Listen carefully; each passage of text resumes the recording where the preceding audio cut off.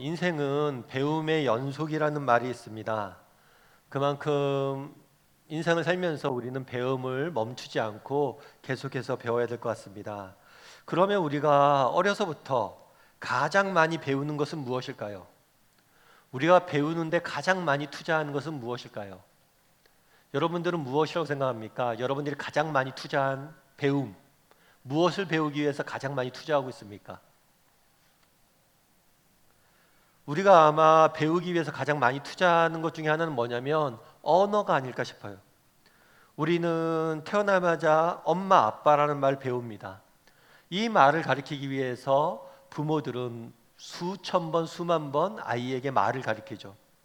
뿐만 아니라 중고등학교 시절에 가면 학창 시절에는 제2외국어, 외국어를 배우는데 굉장히 많이 투자를 합니다. 그리고 성인이 돼서도 계속해서 토익 학원, 토플 학원을 다니면서 우리는 언어를 배우죠. 그럼 왜 이렇게 언어를 많이 배우는 걸까요? 언어에 대해서 왜 이렇게 가리키는 걸까요? 언어를 배우는 이유는 그만큼 의사소통이 중요하기 때문입니다. 정말 우리가 사회를 살아가면서 있어서 직장 생활을 하고 가정 생활을 하고 사회 생활을 하는 데 있어서 가장 중요한 건 의사소통이에요. 서로가 서로의 생각들을 잘 나눌 수 있어야 되겠죠. 신앙도 마찬가지입니다. 우리가 말씀을 배우는 이유는 뭘까요? 말씀을 읽고 말씀을 어떻게 읽어야 되는지 배우는 이유는 뭘까요?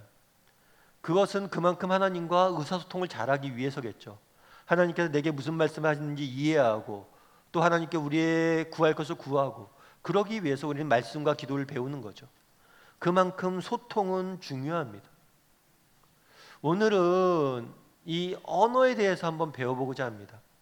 오늘 본문은 언어에 대한 이야기예요.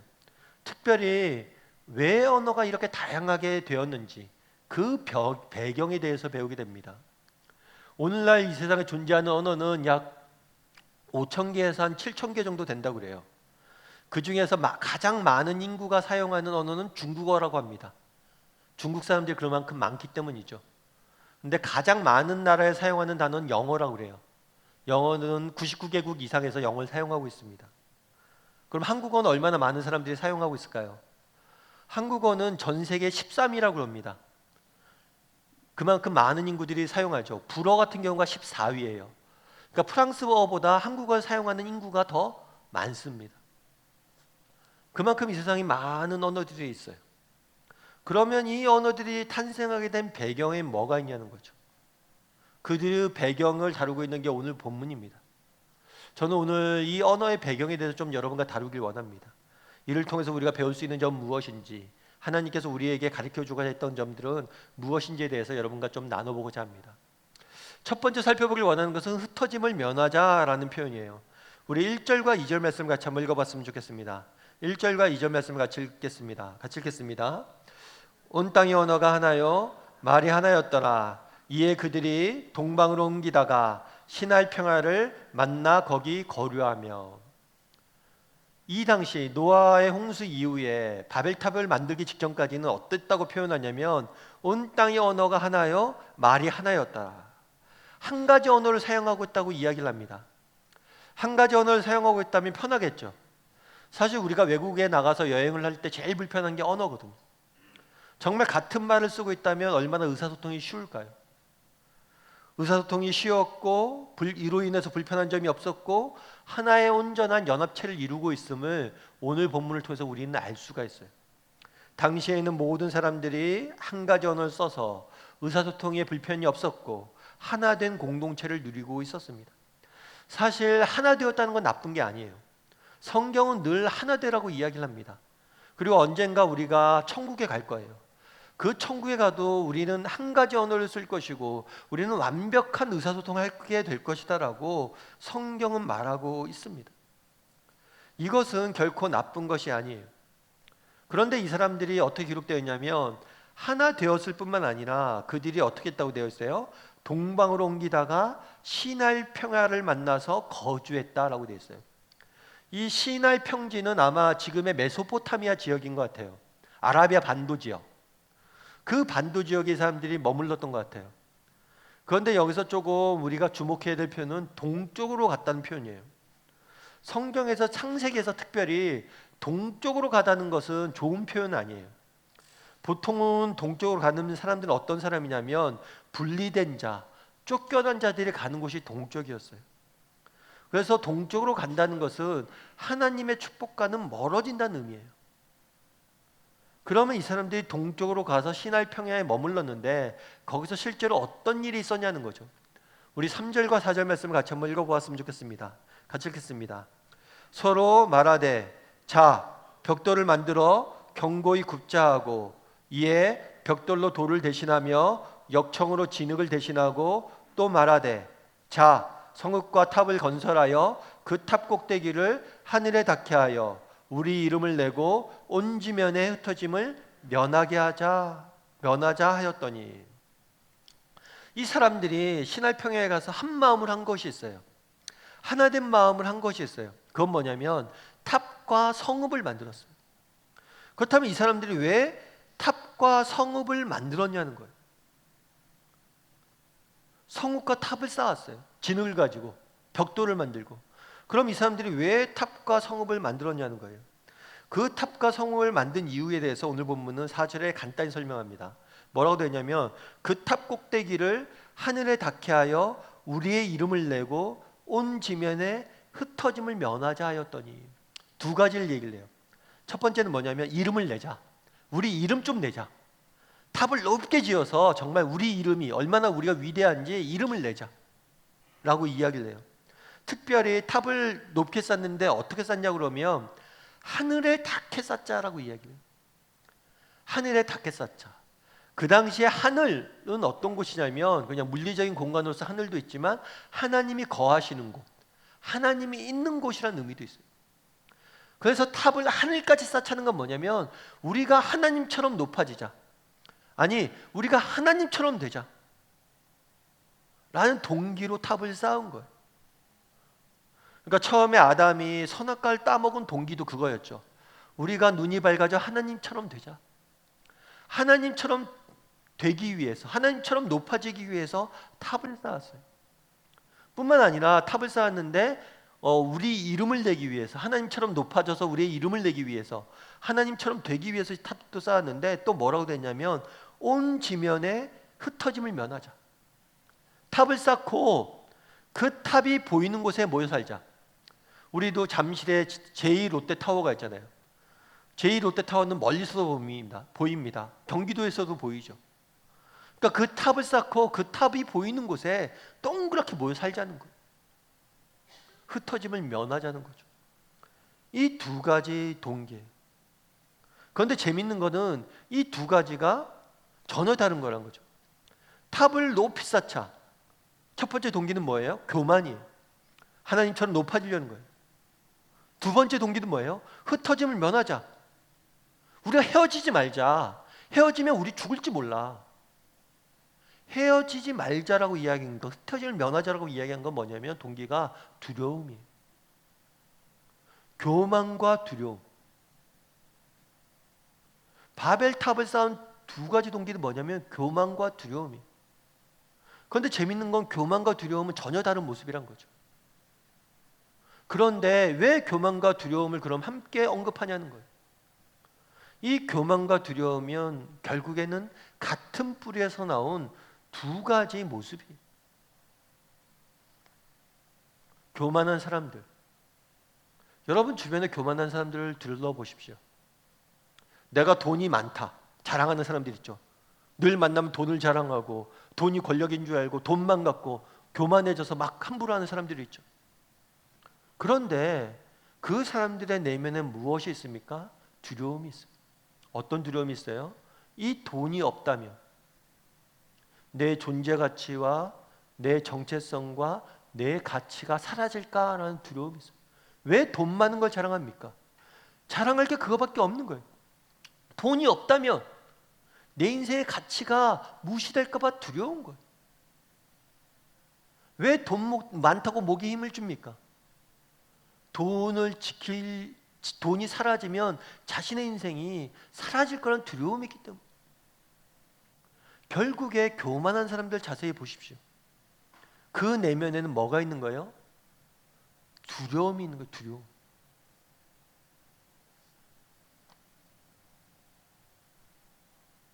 그럼 이 두려움은 어디서 출발되었습니까? 사실 교만과 두려움은 서로 다른 감정 같지만 결국에 한 뿌리인 거예요. 교만한 사람의 마음의 근원에는 두려움이 있어요. 그럼 두려움은 어디서 출발했습니까? 두려움의 출발점은 어딜까요? 두려움의 출발점은 또 아이러니하게 교만이에요. 이 사람들이 뭐라고 했냐면 우리가 하늘에 닿자 탑을 하나님처럼 되자. 내가 하나님처럼 돼서 내 인생의 주인이 돼서 내 마음대로 살아보자. 내가 하나님이 되고자 하니까 두려운 거예요. 그날에 하나님은 명령했어요. 뭐라고 명령했냐면 너희가 온 땅에 충만해져라. 온 땅에 충만해져라. 세상 곳곳을 흩어져서 가득해져라. 라는 하나님의 명령에 그들은 불순종하고 흩어짐을 면하자 이야기합니다. 스스로가 하나님의 명령을 신뢰하지 않아요. 온 땅에 충만해지라는 하나님의 선하신 뜻과 명령을 신뢰하지 않아요. 하나님을 신뢰하지 않고 자신들이 하나님이 되어서 자신들의 뜻대로 살려가려고 하는 거예요. 그 자신이 스스로 하나님 인생의 주인이 되어서 살아간 결과 그들의 삶 가운데 뭐가 남았냐는 두려움이 남은 거예요. 결국에 교만과 두려움은 한 뿌리예요. 그러면 교만과 두려움으로부터 어떻게 자유로워질 수 있습니까? 그것은 뭐냐면 신뢰예요. 신뢰. 여러분 혹시 여러분 삶을 살면서 우리 삶 가운데 두려움과 불안이 찾아오지 않았습니까? 내 삶 가운데 교만이 자리 잡고 있지는 않습니까? 그럼 왜 우리가 두려움과 교만에 빠집니까? 하나님을 신뢰하지 못하기 때문입니다. 정말 하나님을 신뢰하지 못한 사람들의 특징이 있어요. 두려움에 빠지든가 불안에 빠지든가 아니면 교만해져. 그날에 바벨탑을 쌓았던 사람들도 온 땅에 충만해지라는 하나님의 뜻을 신뢰하지 못했어요. 그러자 그들은 교만과 두려움에 빠져서 바벨탑을 쌓았던 겁니다. 여러분 아마 옥하는 목사님을 아실 거예요. 옥하는 목사님께서 그런 말씀 한번 하신 적 있어요. 옥 목사님께서 젊은 날 폐가 안 좋아서 폐결핵에 걸리셨습니다. 그래서 폐결핵에 걸린 다음에 좀 심각하게 걸려서 1년 정도 사역을 다 쉬셨어야 돼요. 그래서 1년 동안 사역을 쉬면서 이렇게 건강을 회복을 위해서 노력하셨어요.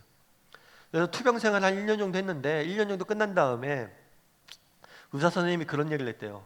아 목사님 이제 폐결핵 균이 더 이상 발견되지 않습니다. 아마 다 나은 것 같아요. 그러니까 이제 더 이상 약을 드시지 않아도 됩니다. 그 말씀을 했대요. 근데 의사가 그 말을 했는데 목사님이 집에 와서 생각해 보는데 자기 몸이 안 나은 것 같더래요. 아무래도 의사의 말을 못 믿겠다.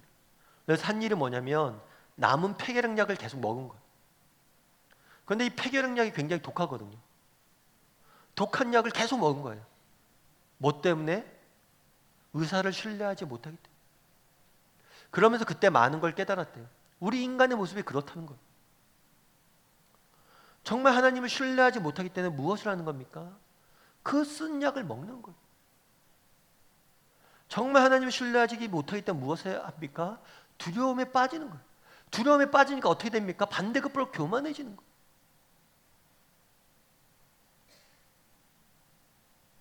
바라기는 우리 다음의 식구들이 정말 하나님을 신뢰할 수 있었으면 좋겠습니다.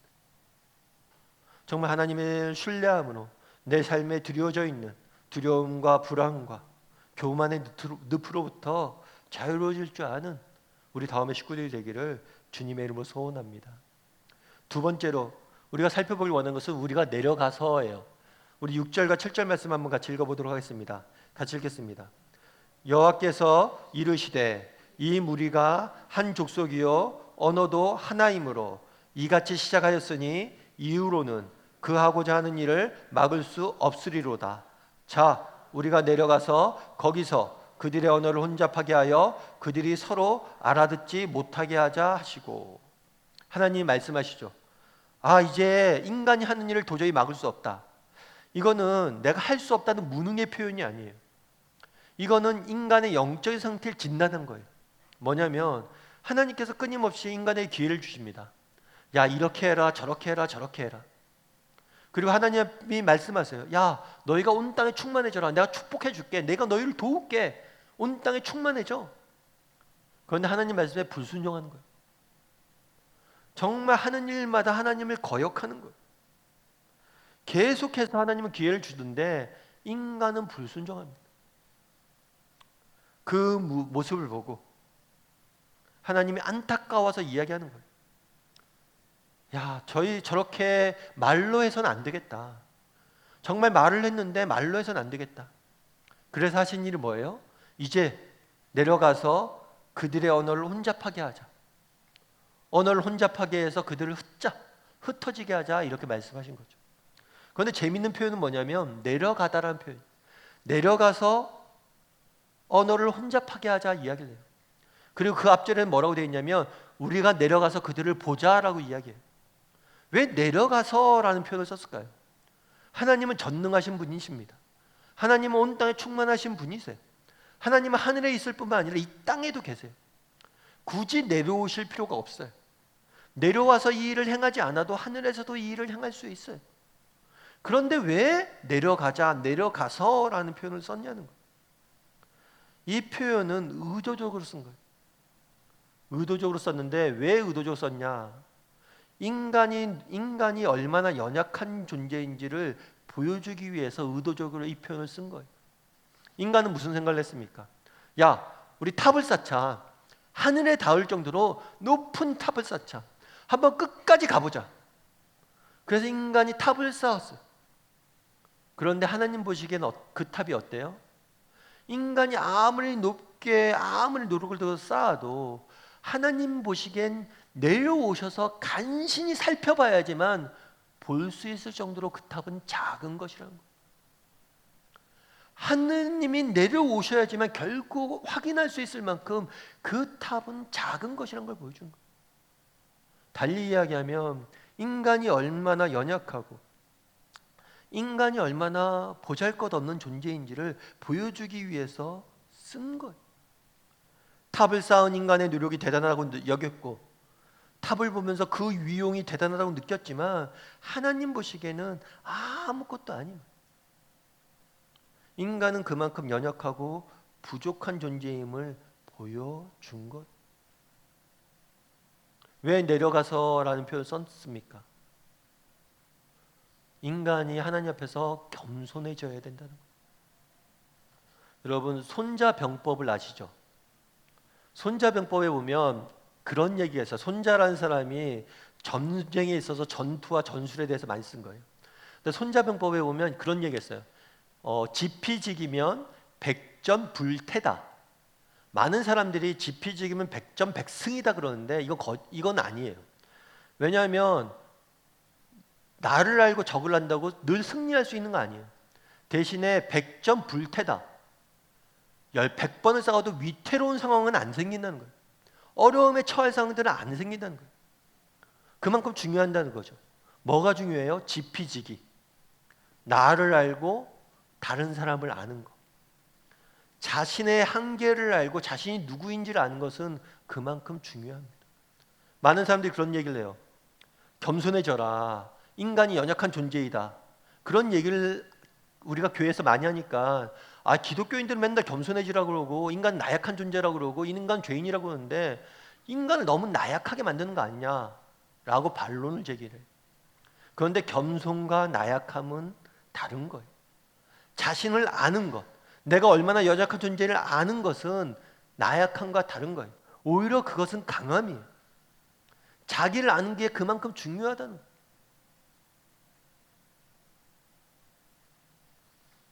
인간은 인간이 어떤 존재인지를 알아야 돼요.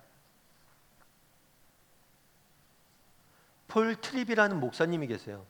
이 목사님 같은 경우에는 목회자로서 활동도 열심히 하시고 책도 많이 쓰시고 굉장히 훌륭하신 목사님이세요. 근데 이 목사님이 어느 날 이제 건강 검진을 받으러 병원에 갔대요. 늘 받는 건강 검진이고 뭐 특별한 일 없겠지. 요즘 컨디션이 안 좋지만 그런 생각을 하고 받았대요. 늘 건강했으니까. 그런데 갑자기 건강검진을 받아다가 의사 선생님이 입원을 하라고 그랬대요. 입원을 하고 치료를 받기 시작해서 2년 동안 병원에만 있었어야 돼요. 어느 날 갑자기 병원에 입원하게 되고 2년 동안 병원에 있으면서 6번의 수술을 받았대요. 왜냐하면 신장이 거의 다 망가져 있었어요. 자신은 못 느꼈는데. 그래서 그 신장을 회복시키는데 2년이 걸린 거예요. 이 시간들을 거치면서 이 목사님이 깨달은 게 있대요. 그건 뭐냐면 내가 목사이고 참 늘 하나님에 대한 믿음이 있다고 생각했는데 2년 동안 이 고생을 하면서 들었던 생각이 뭐냐면 내가 그동안 너무 내 자신의 힘과 능력만을 의지하고 있었다. 그런 얘기를 해요. 자기가 늘 건강할 줄 알았다는 거예요. 그러면서 이 목사님 무슨 얘기를 하냐면 내가 그동안 허상에 사로잡혀 있었다고. 허상에. 이 허상은 뭐냐면 내가 건강할 것이라는, 내가 늘 건강할 것이라는 그 허상에 사로잡혀서 인생을 낭비했다는 거예요. 우리도 마찬가지죠. 왜 자신을 아는 게 중요합니까? 왜 자신을 바로 아는 게 중요합니까? 허상에 사로잡혀서 인생을 낭비하지 않기 위해서. 인간은 언젠가 죽을 수밖에 없는 존재예요. 그런데 많은 사람들이 죽음에 대해서 생각하지 않죠. 영원히 살 것처럼 생각합니다. 그러다 나중에 정말 인생의 중요한 것들을 놓치게 돼요. 저도 최근에 이제 동기 모임을 좀 했었는데, 신대원 신학교 동기 모임을 좀 했었는데 저희 동기들이 그런 얘기를 하더라고요. 야, 우리 나이대 가니까 똑같이 나타나는 현상이 있대요. 그건 뭐냐면 머리가 하얘지는 거죠. 새진다고 그러죠. 머리가 새지고 머리가 빠지고 노안이 된다고. 근데 실제로 다들 보니까 돋보기를 쓰고 있더라고요. 이제 젊음이 계속 될 것이다. 내가 계속 건강해질 것이다. 내가 계속 이 삶이 지속될 것이라는 허상에 사로잡혀 있다는 것. 그것으로부터 자유로워져야 되는. 그날에 왜 내려가서라는 이야기를 했냐는 거예요. 너희가 어떤 존재인지를 알라는 거예요. 뿐만 아니라 허상에서 나오라는 거예요. 그날의 인간들은 무엇을 했습니까? 탑을 쌓았어요. 성읍을 만들었어요. 탑과 성읍을 쌓고 이것이 우리를 지켜줄 것이다 이야기를 했어요. 아니라는 거예요. 탑과 성읍이 너희를 못 지켜준다는 거예요. 정말 내가 열심히 건강관리하고 내가 무엇인가 열심히 하고 돈을 벌고 내가 뭔가 성공을 하고 이런 것들이 우리의 인생을 지켜줄 거라고 생각하는데 그런 건 아니라는 거예요. 허상을 만들지 말라는 거예요. 왜 내려가서라는 표현을 썼냐는 거예요. 너희가 허상을 만들지 말고 겸손해지라는 거예요. 너희가 누구인지를 알라는 거예요. 바라기는 우리 다음의 식구들이 정말 하나님 앞에서 겸손한 사람이 되었으면 좋겠습니다. 정말 우리의 연약함과 부족함을 아는 사람이 되었으면 좋겠습니다. 이런 연약함과 부족함을 알 때 나타나는 현상이 있어요. 그건 뭐냐면 하나님을 의지하게 된다는 거예요. 정말 우리의 연약함을 알 때 하나님을 바라보게 된다는 거예요. 정말 탑과 성읍이 무력하다는 걸 알 때 진짜 하늘에 계신 하나님을, 우리를 위해서 내려오시는 하나님을 보게 된다는 거예요. 바라기는 우리 인간이 얼마나 연약하고 부족한 존재를 깨닫고 정말 하나님을 바라볼 줄 아는, 하나님을 의지할 줄 아는, 허상으로부터 자유로울 줄 아는 저와 여러분이 되기를 주님의 이름으로 소원합니다. 마지막으로 살펴보기 원하는 것은 8절과 9절이에요. 8절과 9절 말씀 같이 한번 읽어보았으면 좋겠습니다. 같이 읽겠습니다. 여호와께서 거기서 그들을 온 지면에 흩으셨으므로 그들이 그 도시를 건설하기를 그쳤더라. 그러므로 그 이름을 바벨이라 하니 이는 여호와께서 거기서 온 땅의 언어를 혼잡하게 하였음이니라. 여호와께서 거기서 그들을 온 지면에 흩으셨더라. 하나님께서 온 지면에 그들을 흩으셨다라는 표현을 2번이나 반복해서 사용하고 있습니다. 그런데 하나님께서 이들을 흩으실 때 어떻게 흩었냐면 야 너희들 흩어져 하고 강제로 흩으신 게 아니에요. 뭘 했냐면 내려오셔서 언어를 혼잡하게 했다라고 이야기를 합니다. 예를 들면 이런 거죠. 막 검축을 하고 있어요. 막 짐을 날라야 돼요. 그런데 야 이것 좀 받아. 라고 한국어로 말했는데 저쪽에서 영어로 답하는 거예요. 어느 날 갑자기 내가 알지 못하는 말로 같이 함께 뭘 일을 할 수가 없는 거예요. 그러다 보니까 같은 언어를 사용하는 사람끼리 모여서 흩어지기로 결정을 하게 된 거예요. 그래서 바벨이라고 되어 있는데 이 바벨이라는 단어의 뜻은 혼잡이란 거예요. 혼란스러워졌어요. 언어가 여러 개니까. 그러다 보니까 흩어진 거예요. 그러면 이 바벨탑을 통해서 주는 교훈은 뭐냐는 거예요. 인간이 교만해져서 하나님 앞에 바벨을 탑을 쌓으려고 했는데 그러다가 벌 받아서 언어가 다양해졌다. 이것이 바벨탑이 주는 교훈이냐는 거예요. 바벨탑이 주는 교훈은 인간이 교만해서 바벨탑을 쌓았다가 하나님께 벌 받았다는 게 교훈이 아니에요. 바벨탑이 궁극적으로 주는 교훈이 있어요. 그건 뭐냐면 하나님의 뜻과 계획은 반드시 이루어진다는 거예요. 하나님께서 뭐라고 이야기했습니까? 너희가 온 땅에 온 지면에 충만해져라 이야기를 했어요. 온 세상에 충만해져라 이야기를 했어요. 흩어져서 그 땅을 내가 지시한 땅으로 가라 이야기를 했어요. 그런데 사람들은 하나님의 명령에 불순종해서 탑을 쌓고 성읍을 쌓고 모였어요. 그런데 하나님께서 그들을 언어를 혼잡케 하심으로 그들을 하나님 뜻대로 흩어지게 만드셨어요. 온 땅에 충만해지게 만들었어요. 인간은 하나님의 뜻에 저항했지만, 인간은 하나님의 뜻에 거부했지만 하나님은 궁극적으로 자신의 뜻을 이루어가는 것들을 보게 되는 거예요. 이건 계속해서 반복되는 역사죠. 이스라엘 민족에게 이야기합니다. 이스라엘 민족에게 이야기해요. 가나안 땅으로 들어가서 가나안 땅을 정복해라. 정탐꾼들이 이스라엘 가나안 땅을 갑니다. 이 땅은 높은 성읍이 있고 거인들이 살아서 우리가 정복할 수 없습니다. 아니야. 바벨을 보라는 거예요. 바벨이 어땠느냐? 정말 세상에서 가장 높은 탑을 쌓고 높은 성읍을 쌓았지만 하나님이 뜻하신 일들은 반드시 이루어졌다는 거예요. 하나님의 뜻과 계획을 인간이 막으려고 했지만 하나님께서 이루셨다는 거예요. 예수님도 마찬가지죠. 이 땅에 오셔서 우리를 구원하려고 했습니다. 인간을 구원하기 위해서 하나님께 돌아가자라고 이야기를 했어요. 그런데 인간들이 예수님을 거부했습니다. 예수님을 십자가에 죽였어요. 하지만 십자가의 죽으심을 통해서 인간의 죄로부터 자유로운 구원의 길을 여셨어요.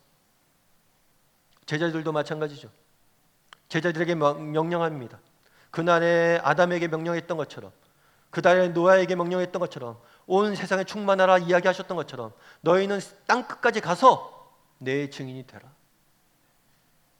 땅끝까지 가서 내 증인이 되라. 누가 막아섰습니까? 로마가 막아섰어요. 로마의 군병들이, 로마의 높은 콜로세움이, 로마의 높은 장벽들이 기독교인들 잡아서 사자굴에 넣었습니다. 그럼에도 불구하고 바벨을 보라는 거예요. 저들이 막아서지만 하나님의 뜻은 막을 수 없을 것이다. 그 결과 어떻게 됐습니까? 여기 동쪽 끝에 있다는 우리나라까지 오늘 복음이 전해졌어요. 그날 바벨 탑을 통해서 주고자 했던 메시지는 무엇입니까? 벌 받았다는 이야기가 아니에요. 하나님의 뜻과 계획은 반드시 이루어진다는 것.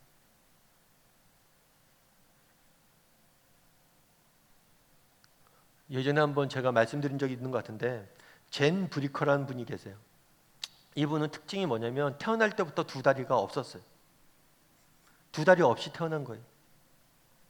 그러자 이 아이가 두 다리 없이 태어나자 이 친부모님들이 너무나 충격을 받았어요. 그래서 이 아이는 내가 못 키우겠다 하고 입양을 보냈어요. 참 슬픈 일이죠. 태어나자마자 두 다리도 없는데 친부모마저 버린 거예요. 그런데 이 아이가 그래서 입양이 됐어요. 그런데 이 입양한 양부모님들은 굉장히 이 아이를 사랑했어요. 그래서 이 아이를 어떻게 하면 잘 믿음 안에서 키울 수 있을까 고민을 했어요. 그래서 집에서 하나의 규칙을 만들었어요. 어떤 규칙을 만들었냐면 할 수 없다는 말 하지 않기. 절대 어떤 말도 할 수 없다는 얘기 하지 않기. 왜냐하면 이 아이가 자신의 인생을 비관하면서 살지 않길 원해서 그랬던 거예요. 그 결과 사진에 보이는 것처럼 어려서부터 두 다리가 없음에도 불구하고 야구를 하고 운동을 하고 나중에는 공중국외사가 되어서 많은 사람들에게 강연과 책으로 또 공중국외로 도전을 주고 있습니다. 이분이 책에서 이런 얘기를 썼어요. 저는 다리가 없이 태어났습니다. 물론 어떤 면에서 제 삶은 다른 사람보다 더 힘듭니다. 그렇지 않다면 거짓말입니다. 하지만 저는 제 인생을 비관하면서 살아갈 수지 않기로 했습니다. 물론 그렇게 살 수 있지만 그렇게 살지 않기로 했습니다. 왜냐하면 하나님이 저를 통해서 일하실 것을 믿었기 때문입니다. 그러면서 이 믿음이 어떻게 생겼냐 그 얘기를 해요. 어렸을 때 양 부모님한테 그런 얘기를 했대요. 엄마, 나의 친엄마는 왜 나를 버리셨어요? 왜 나는 버림받았죠? 라고 물었어요. 그랬을 때 양어머님이 그런 얘기를 했대요. 얘야, 넌 버림받은 게 아니야. 내가 아이를 가질 수 없는 걸 너가 알지 않냐. 내가 아이를 못 갖기 때문에 하나님께서 특별한 방법으로 널 우리 가정에 보낸 거야. 우리 모두는 특별해. 너도 특별해. 그 이야기가 정말 자신의 인생에 이정표가 됐대. 내가 버림받은 게 아니고 정말 내가 두 다리 없이 태어났고 친부모가 나를 버렸다고 세상은 이야기하지만 내가 버림받은 게 아니라 특별한 방법을 하나님이 나를 보내셨구나. 그래서 그걸 믿고 정말 하나님, 나를 향하신 하나님 계획이 있다. 우리 모두를 특별한 계획이 있다. 그걸 믿고 그 믿음을 갖고 살아간다는. 그래서 자기는 비관하지 않는다는. 그날의 바벨탑을 쌓았습니다. 하나님께서 언어를 혼잡하게 해서 그들을 흩으셨습니다. 정말 때로는 어려움들이 있고 때로는 인간이 저항도 하고 때로는 우리가 실패도 하고 실수도 하지만 하나님께서는 자신의 뜻을, 우리를 향하신 하나님의 계획을, 세상에 충만해지라는 그 하나님의 특별한 계획을 이루어 가심을 보여주는 거예요. 하나님의 계획을 이루어 가는데 막을 것은 없다는 것을 보여주는 겁니다. 바라기는 우리 다음의 식구들도 정말 이런 믿음들이 있었으면 좋겠습니다. 하나님께서 우리 각 사람을 향해서 특별한 목적과 계획을 가지고 계시고, 하나님께서 우리 공동체를 향해서 특별한 목적과 계획을 가지고 계시고, 하나님께서 우리 이 땅에 믿는 모든 사람들, 하나님 나라를 향한 특별한 계획과 목적을 갖고 계시고 그것들을 오늘도 이루어 가신다는 것. 나는 그것을 위해서 이 땅에 보내진 받은 존재임을 기억하고, 정말 현실은 높은 탑과 성벽이 우리를 가로막은 것 같지만 하나님이 내게 능력 주셔서 그것들을 이길 수 있음을 믿고 정말 도전하며 살아갈 줄 아는 저와 여러분이 되기를 주님의 이름으로 소원합니다.